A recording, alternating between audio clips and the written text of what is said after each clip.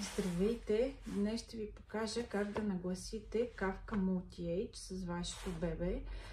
Моделът, който държа в ръцете си е най-новата версия 2024 година. Накратко ще ви покажа какви са подобренията в модела. Първото нещо е, че този ремък отдолу е подвижен, т.е. може да се маха. Ремъкът се ползва, когато искаме да носим бебе под 3-месечна възраст, което все още не държи главата добре, и можем да захванем през рамките за колана. Ето, благодарение на този ремък. Ето го и от тази страна.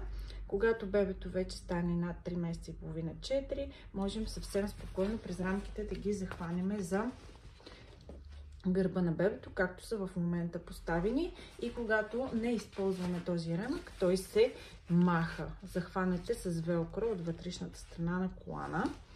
Другото подобрение е нагъването на плътта долу при велкро лентата, с благодарение на която свиваме панела. Ето вижте, вече плътта не се набира, както беше на предния модел, а се сгъва, което го прави много по-добре прилепнал към колана и не повдига колана и не убива по никакъв начин на носещия. В момента съм сгънала раницата, съм свила раницата за малко бебе, което е на 3 месеца, каквато и моята кукла, с която ще поставям раницата в момента. Така, това са подобренията. И още нещо, което го имаше и в модела през 2023 година. Това е магнитната закопчалка. Много е здрава, лесно е за поставяне, както и за разкопчаване.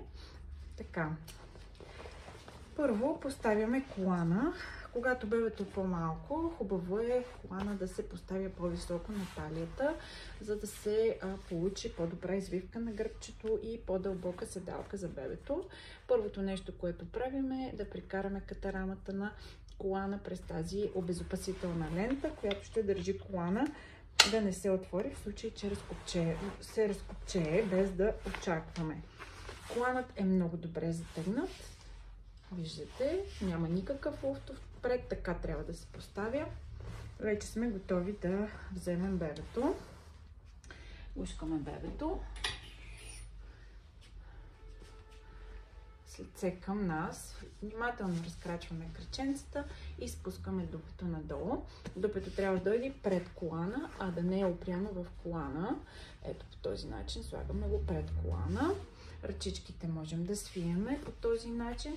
И сега вдигаме плътта по гръбчето, държиме отвън раницата, слагаме едната през рамка, след това слагаме другата през рамка. В момента, в който сме сложили двете през рамки на раменете, ние може да пуснем бебето, за да се присегнем и да закопчееме магнитчето. Тук можем да затегнем, след което за по-добро поставяне можем да затегнем и през рамките. По този начин раницата се усеща по-стабилна и бебето е по-добре нагласено. Тук регулираме по височина с ето тези ремъци. Отпускаме, когато бебето расте по височина, то виждате, и съответно свиваме, за да може главичката да бъде винаги отвън. Ремъците, които виждате на презрамките, са за удължаване на самата презрамка. При по-високи хора, по-високо телосложение, е добре презрамката да се отпусне. По този начин се удължава и става по-удобна за по-високите хора. Обикновено при татковците ги отпускаме тези ремъци. При майките, понеже са по-прибрани рамене, ги затягаме.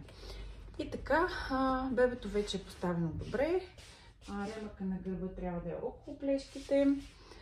Имаме качулка към модела, който се захваща с закопчета от вътрешната страна.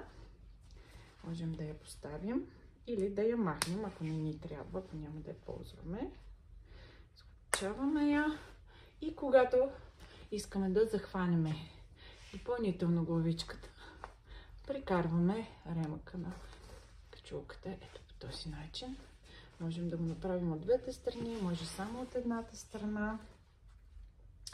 и вече сме готови с поставянето. Това, което е важно, да гледаме плътта да стига от коляно до коляно и да има едно пръстче разстояние от свивката до ръба на платката. Това е важно, за да може бебенцето да движи спокойно краченцата от коляното надолу. Това е. Благодаря ви за вниманието.